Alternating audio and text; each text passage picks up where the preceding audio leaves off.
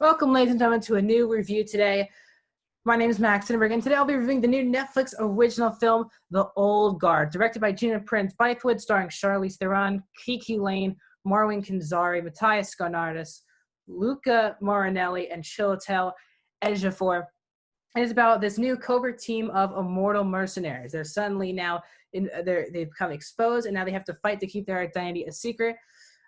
Just as a new and unexpected member is discovered. If you have seen The Old Guard on Netflix, which already came out today, tell me in the comment section down below, did you like The Old Guard? Did it live up to the hype? If you've read the comic book of The Old Guard, did this remain faithful? If you have not seen this movie yet on Netflix, are you interested in seeing it? Why are you excited on seeing this? If you like seeing platform reviews, movie reviews, TV show reviews, and movie rankings, be sure to hit that subscribe button, hit that notification bell for a lot more of those videos coming down the pipe here on Max Talk Movies. And if you already are enjoying this video, please consider hitting that like button. That helps with the algorithm so more people can see the video. The way this review works is that I'm going to go through my thoughts of positive first, then I'll go into my negatives, and then I'll give you my score out of 5 stars on the year. On the review, I'll tell you where it fits in my overall rankings of the movies I've seen so far in the year 2020. So I was actually really excited to see this movie. I loved the trailer, and it's good to see once again Charlize Theron find herself again in an action movie. I really loved to death Mad Max Fury Road. It's one of my favorite movies of the past couple of years. Atomic Blonde for me was a fun movie, but it had a lot of issues. I just thought Atomic Blonde was fine. I thought the actors kind of carried that movie, and Charlize was amazing finally seeing her in that type of solo type of a movie. And she's back here in the lead as this immortal person. And I'll go through my positives. The cast is really great here. Charlize is easily, of course she is, she's the best part of the movie. And she is just kicking a lot of butt right now in the world of movies. She's been really hot as of late. And she continues to prove why she's one of the best actresses, if not the best actress working today in Hollywood. Her action set pieces are great. And of course, you care about Charlize throughout the film. Kiki Lane also delivers a really good performance. She's kind of the audience in this film because she's the one getting recruited. And her actually backstory on why and how she gets recruited is super fascinating to watch. And the way that she discovers herself being this immortal person is also just great to see as well in the film. Overall, the actors and the characters themselves do a great job for the most part. This group of 5, the 5 immortal, the group led by Charlize Theron, they all work for the most part. Sometimes their motives do go back and forth. You're not sure if you should be rooting for this particular person or you should not be rooting for this person. But for the most part, it does work. I really enjoyed, as I said, Kiki Lane's character is definitely the more interesting one. But Charlize also has a deep story because, not to spoil this movie as well, this is a non-spoiler review, but she has a huge backstory on how long she's been alive, what she has done for the world, all that type of stuff. All those reveals really work in the film.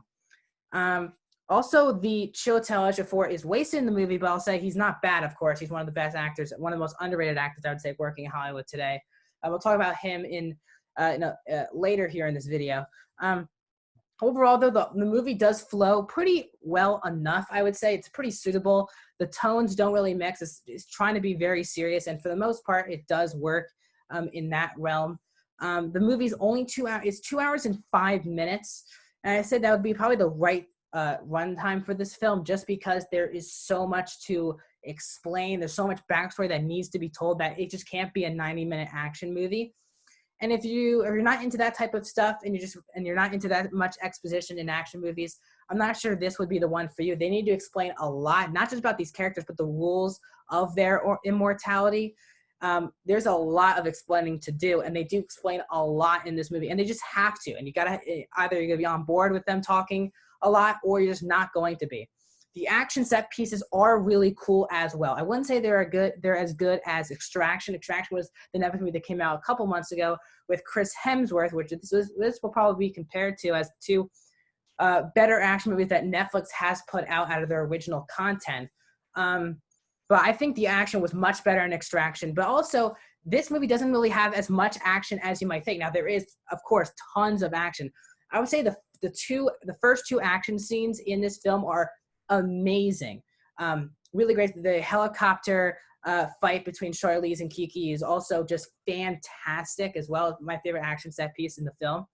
But overall, yeah, the action is great. I was actually not emotional, but I did care about most of the characters and if they would actually make it through the end of the film as well. Particular plot twists were good enough, I would say. And let's move on to my negative here. So my negative with the movie is that I'll just bring up one. Chiwetel Ejiofor is completely wasted in this movie.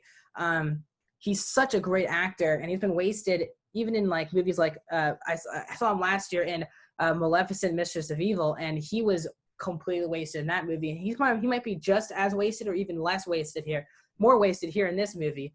His character is very one note. You know where his motives are going to lie towards the end of the movie, and he isn't in the movie enough as well. I mean, he's very one note. The villain here, played by Harry Melling, is so cartoonish, so predictable, so generic, and once we go into his direction of why he is involved, the movie just falls for me off the rails just a bit. The first, I would say, half of this movie is super focused on what it's doing, and then once the villain gets involved, it becomes a completely different movie at times. And he just pulls me out of the movie. I wouldn't say his performance, but the script, the way he's given, his actual motive on what he's doing and what he's doing it for, you could see coming you can see it coming a mile away. And I think this movie desperately needed, if they were going to have a big villain in this movie, they needed, in my opinion, not just a better actor, but a better character to have in here, because the villain just wasn't threatening at all to our characters.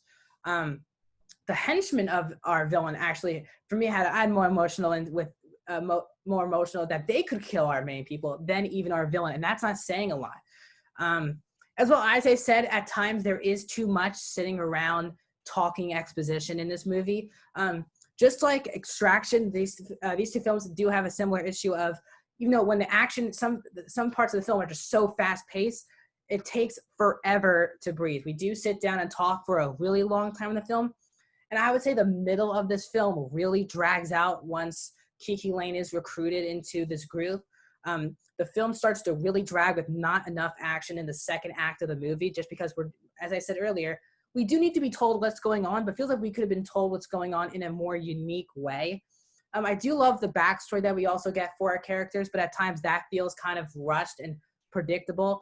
The movie itself, is definitely predictable. It's not going to be one of these great action movies that you'll see, but it's so different too. It's a pretty unique story. The villain, yes, as I said earlier, completely can pull you out of the movie. I was thinking about loving this movie. The first act is, really the first half of this movie is fantastic, I would say.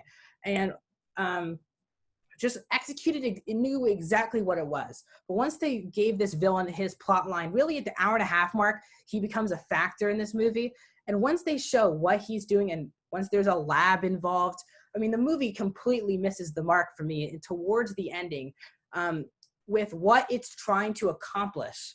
It feels like the first hour and a half, 10 minutes of this movie knows exactly what it is. And once there's a lab involved and why they're trying to cure people with their immortality, it just becomes a different genre. And that's why at times it can pull you out of the movie. But for me, overall, I really enjoyed The Old Guard on Netflix. I gave it a 3.5 out of 5 stars, a 73%. It's a very solid movie for me. It's not great, but it's definitely not bad either. For me, overall on the year, it comes in as my number 3 movie overall on Netflix in the year 2020. And overall in the year 2020, all the movies I've seen, it comes in at my number 6 spot out of 39 movies on Netflix. I really enjoyed the movie. Let me know in the comment section down below. Do you agree with my opinion on The Old Guard? If you've seen it, if you also have seen it, tell me non-spoiler fashion your thoughts of The Old Guard in the comment section down below. If you are still interested in seeing The Old Guard on Netflix, tell me your thoughts. Are you excited to see the movie? Do you like Charlize Theron? All those types of things in the comment section down below. If you enjoyed this review, please consider hitting that like button. It really helps with the algorithm so more people can see this video. Also share that. If you think people will like content like streaming platform reviews, movie reviews, and TV show reviews, please share those. share my videos, the more people can join us. We're at 40 subscribers. Let's keep building. Possibly a live stream tomorrow as well with my friend Ty Simpkins as well. We'll be on possibly tomorrow working out the logistics with Ty at the very moment. Please hit that subscribe button. Also, please hit that bell for notifications. I have a new video also still coming out today.